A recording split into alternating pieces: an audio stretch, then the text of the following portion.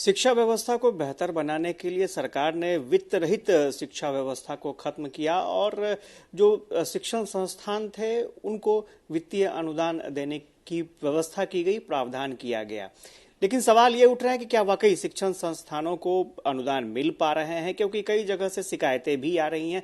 हमारे साथ जेडीयू के एमएलसी हैं डॉक्टर संजीव सिंह, उनसे जान लेते हैं। ये जो शिक्षण संस्थानों को अनुदान देने की बात सामने आई थी और सरकार का ये दावा रहता है कि हर साल अनुदान दिया जाता है, आपको लगता है कैसी परिस्थितियां है?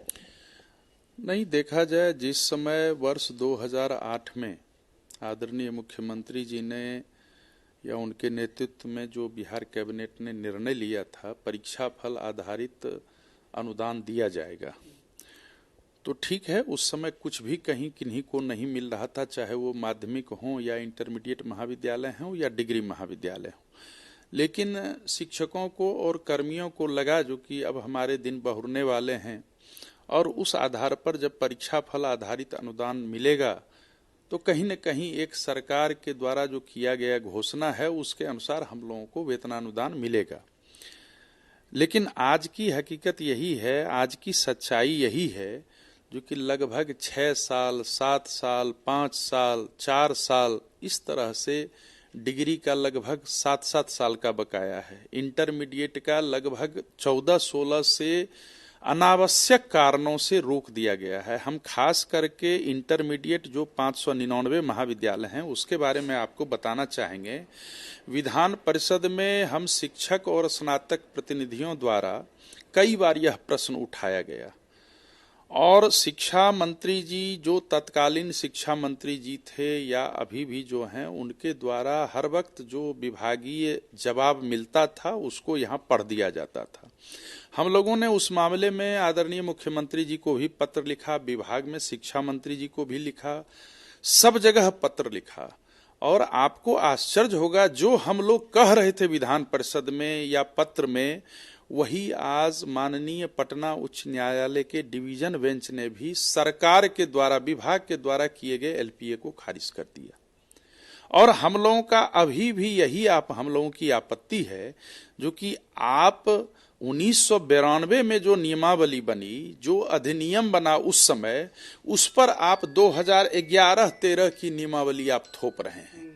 तो ये कैसा न्याय है? उस समय की नियमावली से वो संस्था स्थापित हुई थी, उस संस्था में शिक्षक कार्यरत थे, उस समय की सारी नियुक्ति की अर्हता थी, पात्रता थी, योग्यता थी।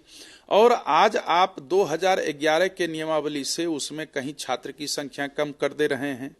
अब छात्रों के संख्या के परीक्षा फल के आधार, उत्तीर्णता के आधार पर आप अनुदान की राशि देते हैं, वेतनानुदान देते हैं। और एक तरफ अगर एक सेक्शन में 128 छात्र छात्राएं हैं, उसको घटा करके नई नियमावली में आप 40 कर देते हैं। आप कहते हैं जो कि आपके लिए 92 की नियमावली में ये क्राइटेरिया था बिल्डिंग का, आधारभूत संरचना का, लेकिन आज आप उसको कह रहे हैं जो कि ये कम है 2011 की नियमावली से। इसलिए ये एकदम मजाक बना करके विभाग ने रख दिया है। और ये हमको लगता है जो कि विभाग फिर 5 साल 7 साल जानबूझ करके पदाधिकारी अटकाते हैं और ऐसे मामले में कई सेवानिवृत्त पदाधिकारी भी लगे हुए हैं, अपनी कुत्सित मानसिकता का परिचय दे रहे हैं और उनके झांसे में बड़े बड़े पदाधिकारी आते हैं और असहज निर्णय लेते हैं जो कहीं से भी अनुकूल नहीं है। फैसला तो कुछ सोच समझ के ही लिया जाता होगा ना। सरकार अगर फैसला ले रही है तो कुछ सोच समझ के ले रही होगी। निश्चित रूप से सोच समझ में अगर नकारात्मकता का भाव होगा तो फिर वो फैसला कहां से सही होगा। हम लोग विधान परिषद में शिक्षक प्रतिनिधि के तौर पर हैं और भी लोग स्नातक प्रतिनिधि हैं, विधानसभा में भी प्रतिनिधि हैं। विधानसभा में भी कई बार 1-2 बार बातें भी ये उठी हैं, तो क्या हम लोग सोच समझ करके नहीं बोलते हैं? सबसे बड़ी बात है, आप लगभग 28 वर्षों के बाद, 25 वर्षों के बाद एक नई नियमावली बनाते हैं और उस नियमावली को भूतलक्षी प्रभाव से आप थोप देते हैं पूर्व के संस्थानों पर। आपको आश्चर्य होगा, इसी राज्य कैबिनेट ने वर्ष 2013 में अनुदान हेतु अनुमान्य विद्यालय और महाविद्यालय कौन से हैं, इसकी त्रिस्तरीय जांच करवाई। त्रिस्तरीय जांच करवाई, सभी संस्थानों से राशि ली गई और उसमें सरकार के भी पदाधिकारी थे, शिक्षा विभाग के भी पदाधिकारी थे और उस समय सक्षम शिक्षा मंत्री थे आदरणीय पीके शाही जी। चूंकि इसलिए मैं सक्षम शब्द का इस्तेमाल कर रहा हूं, जो कि वो एडवोकेट जनरल भी रह चुके थे, लॉयर भी थे, वो शिक्षा मंत्री थे और उन्होंने सदन में जवाब दिया था मेरे प्रश्न के आलोक में। हमने कहा था जो कि कितनी बार इन संस्थानों की जांच होगी, क्योंकि जैसे ही अनुदान की बात आती है तो फिर जांच, कितनी बार जांच। तो उन्होंने सदन में कहा था ये अंतिम जांच है अनुदान देने हेतु। और उन्होंने कहा जो कि बिहार विद्यालय परीक्षा समिति के तहत ये संस्थानें हैं या विभाग के तहत है, तो वो कभी भी उसका ये निरीक्षण कर सकती है, निरीक्षणाधिकार उसको है, लेकिन अनुदान देने की अनुमान्यता की जांच यह अंतिम बार है और क्रमशः 3 बार जांच हुई उसकी। 2008 से जब शुरू किया गया उस समय भी जांच हुई, फिर 11 में भी हुई, फिर 13 में भी हुई, लेकिन फिर एक जांच किया गया। तो जो सिंगल बेंच था माननीय पटना उच्च न्यायालय का, वहां भी सरकार का कुछ नहीं चला, विभाग का कुछ नहीं चला। और हमको तो आश्चर्य लगता है ऐसे सब मुकदमों पर जो वकील पर खर्च किए जाते हैं उसकी समीक्षा होनी चाहिए। आपको आश्चर्य होगा विश्वविद्यालय और महाविद्यालय में क्या हो रहा है, वकीलों पर खर्च हो रहा है करोड़ों रुपए में तो सैलरी चला जाता, और सैलरी के लिए जो वकील किए जा रहे हैं विभाग के तरफ से उनको 50 लाख, 32 लाख, 30 लाख, 40 लाख, जबकि उतना एरियर भी शिक्षकों को नहीं होगा। तो ये कुल मिलाकर के शिक्षा विभाग में जो भी पदाधिकारी बैठे रहते हैं वो संवेदन शून्य होते हैं। मुझे लगता है जो कि हर एक निर्णय कहीं कभी कोई ऐसी बात आप बता दीजिए जहां की शिक्षा विभाग का कोई ऐसा मुकदमा हो और 10 मुकदमे में से 5 मुकदमा सरकार जीत गई हो, विभाग जीत गई हो, और ये लोग सरकार को भी कटघरे में खड़ा करते हैं पदाधिकारीगण। अब तो ये कहा जा रहा है कि अगर मुख्य सचिव को तलब किया गया तो समझ लीजिए वो शिक्षा विभाग के पदाधिकारी नप जाएंगे। नहीं, ये देखिए, ये तो ठीक है, प्रिंट मीडिया में हम भी पढ़े हैं जो कि ऐसे होगा, लेकिन इसका मतलब जो पीड़ित हैं, जो प्रभावित हो गए, जिनको इस आशय के साथ उनका वेतन रोक दिया गया या उनकी सेवा शर्तों को बाधित किया गया, तो उसके लिए अब ढिंढोरा पीट करके क्या होगा? उनको तो न्याय उसी समय मिलना चाहिए। आखिर सरकार तो लोक कल्याणकारी होती है, लेकिन पदाधिकारियों ने लोक कल्याणकारी नहीं रहने दिया है सरकार को। अच्छा, एक चीज और जानना चाहेंगे, पिछले बार भी आपने आवाज उठाई थी, जो नई नियमावली आई थी शिक्षकों के नियुक्ति से जुड़ी हुई, आवाज उठाई थी, क्या हुआ उसका? जगह जगह अब तो आंदोलन की रूपरेखा भी लगभग तैयार हो चुकी है। मुझे लगता है देखिए इस मामले में बृहत आंदोलन होगा, चूंकि रोज हमसे कई शिक्षकों की और शिक्षक संगठनों की बातें हो रही हैं। एक चीज बहुत ही आश्चर्य लगता है, आप देखेंगे 1980 में टेक ओवर हुआ, सीधे सीधे राज्यकर्मी हो गए। आपको मैंने उस दिन भी बताया था जो कि लायबिलिटीज होता है, संपत्ति और परिसंपत्ति होती है, जवाबदेही होती है। आपने उसके बाद जो भी नियुक्तियां हुई, यहां तक कि माननीय सर्वोच्च न्यायालय और माननीय उच्च न्यायालय के न्यायाधीश के आलोक में भी नियुक्तियां हुई, उस समय आपने कोई परीक्षा नहीं लिया, आपने नियुक्त किया। आपने विद्यालय सेवा बोर्ड बनाया था, वहां भी नहीं लिया। आपने एक बार असिस्टेंट प्रोफेसर के लिए एक परीक्षा आयोजित किया था, उसको भी आपने खत्म किया। तो ये जितने लोगों के पास जो शैक्षणिक अनुभव है, जिसको हम कार्यानुभव कहते हैं, इतने वर्षों तक किया, और वैसे शिक्षक जो दक्षता या पात्रता परीक्षा उत्तीर्ण हो गए, उसके लिए ये करना आज भी मैं समझता हूं ये गलत है। और निश्चित रूप से सरकार कुछ न कुछ सोच रही होगी, बैठे हुए लोग नहीं होंगे, क्योंकि ये एक ऐसा विषय चला आया, ये शांत तालाब में एक पत्थर फेंकने की बात हो गई। कहीं न कहीं प्रस्ताव मैं बार बार कह रहा हूं जो कि ये प्रस्ताव ही बहुत ही गलत प्रस्ताव था, इस प्रस्ताव में संशोधन होना चाहिए। शिक्षा मंत्री तो कह रहे हैं कि अब इससे बेहतर प्रस्ताव हो ही नहीं सकता, गुणवत्तापूर्ण शिक्षा हम देने जा रहे हैं। शिक्षा आज हमको पूछा जाए, हम भी कॉलेज में टीचर हैं, हमको अगर कहा जाए जो कि आज नेट की परीक्षा में बैठिए तब आप फिर प्रोफेसर बनिएगा, ये कैसा निर्णय होगा? ये क्या निर्णय होगा? मेरा कहना है परीक्षा लीजिए, आपने परीक्षा लिया है, मैं कहां कह रहा हूं बिना परीक्षा के आप कीजिए, आपने परीक्षा क्यों लिया, उसका नाम पात्रता परीक्षा क्यों रखा गया? वो तो शिक्षक की पात्रता रखते थे, वो तो राहगीर तो नहीं थे।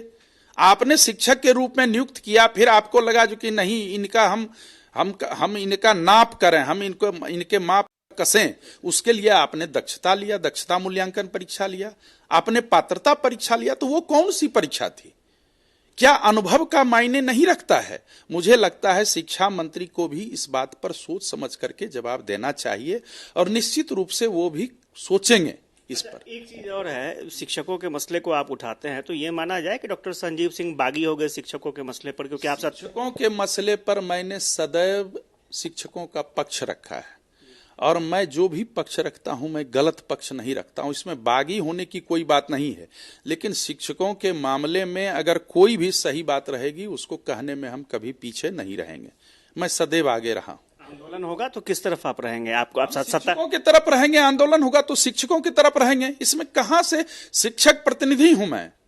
कोई भी अगर आज जनप्रतिनिधि होते हैं या शिक्षक प्रतिनिधि होते हैं या स्नातक प्रतिनिधि, तो यह लोकतांत्रिक आस्था और लोकतांत्रिक दायित्व है जो कि हम अपने मतदाताओं के प्रति सचेष्ट रहें, उनके हक के लिए, उनके हकूक के लिए, उनके जो वास्तविक जो संघर्ष है, उनकी वास्तविक जो मांगे हैं, उनकी जो जायज मांगे हैं, उनके लिए हम उनके साथ खड़े रहें और उसके लिए खड़े रहें। आप देख लीजिए, अभी आप पूछ रहे थे अनुदान वाला, अब देख लीजिए, आप इसको गौर करके आप भी समझिएगा, कोई भी समझेगा, लेमैन भी समझेगा।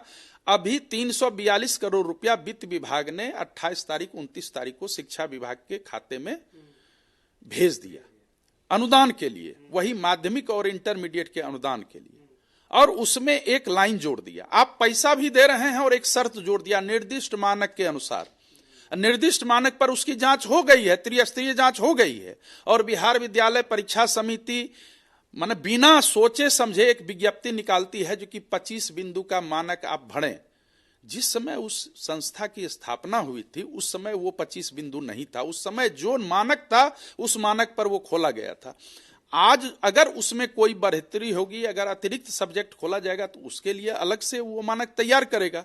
लेकिन आप एक तरफ पैसा दे रहे हैं और पैसा रोकने के लिए आपने दिमाग लगा दिया उसमें, यही संवेदनहीनता है।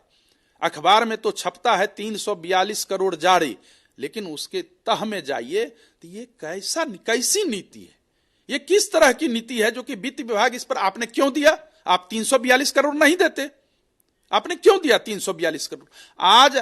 आज माननीय उच्च न्यायालय का यह निर्णय है जो कि नहीं 14-16 के बाद जो आपने अनुदान रोका है या जो आप कह रहे हैं संबद्धता लेना होगा, उसके बारे में जो भी एलपीए खारिज किया है 19 पन्ने का जजमेंट है। लेकिन वही चीज हम लोग आज तक कहते रहे थे, आज 3 साल से लगातार 3-4 साल से हम लोग कहते आ रहे हैं, लेकिन किन्हीं ने भी, ना मंत्री महोदय ने ना पदाधिकारी महोदय ने इस पर ध्यान नहीं दिया। और आज अगर कोर्ट कहेगी, अब समझा जाए जो कि कितना खर्च हुआ होगा, जो एडवोकेसी कर रहे होंगे इस मामले में, वो तो कोई उधार और मंगनी में तो नहीं करेंगे, वो तो अपना फी लेंगे, वो तो अपना शुल्क लेंगे। लेकिन सरकार को क्या मिला, विभाग को क्या मिला? शिक्षक को कुछ नहीं मिला, शिक्षक तो टारगेटेड है। विभाग के पदाधिकारी अगर पैसा रिलीज करते हैं और उसमें शर्त लगा देते हैं, शर्त तो ये हो जो कि किसको मिलना चाहिए वो विधिक रूप से मिले, शर्त ये होना चाहिए। संस्था संबद्धता संस्था को दी जाती है, शिक्षक और कर्मी को नहीं दी जाती। लेकिन ये लोग शिक्षक और कर्मी का अनुदान फंसा दिए। बार बार मैं यही कह रहा हूं, संबद्धता तो भवन को मिलेगा, उस संस्था को मिलेगा, लेकिन आप संबद्धता के नाम पर अनुदान रोक दिए और अनुदान देने की प्रक्रिया को इतना ये कर रहे हैं। इसके लिए मैंने भागलपुर में समीक्षा यात्रा में आदरणीय मुख्यमंत्री जी से मांग भी किया था जो कि आपकी राजनीतिक इच्छा शक्ति से वेतनानुदान का पटाक्षेप हो सकता है। जितना अनुदान आप दे रहे हैं और जो संस्थानों का आंतरिक स्रोत है, अगर दोनों को मिला दिया जाए और एक वेतनमान तय कर दिया जाए, कोई भी वेतनमान तय कर दिया जाए, आप वेतनमान तय कर दें और सभी को महीने महीने वेतन का स्वाद मिले। और वेतनानुदान की स्थिति यही है, 7 वर्ष 10 वर्ष 5 वर्ष से सबका लंबित है और वो लगातार सेवानिवृत्त हो रहे हैं। तो ये चिंताजनक बात है।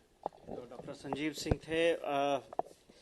ये जिस तरह से परेशान है शिक्षकों को लेकर के, वाकई ये अपने आप में चिंता की बात है और स्वाभाविक तौर पर कई तरह के सवाल भी इसके साथ उठ रहे हैं। शिक्षकों की नियुक्ति से जुड़ा मामला हो या फिर शिक्षण संस्थानों को अनुदान देने से जुड़ा मामला हो, स्वाभाविक तौर पर आने वाले समय पर इस मामले पर आंदोलन की भी बात कही जा रही है। देखना दिलचस्प होगा कि सरकार की तरफ से क्या संज्ञान लिया जाता है। कैमरा पर्सन श्याम के साथ आशुतोष चंद्रा, कशिश न्यूज, पटना।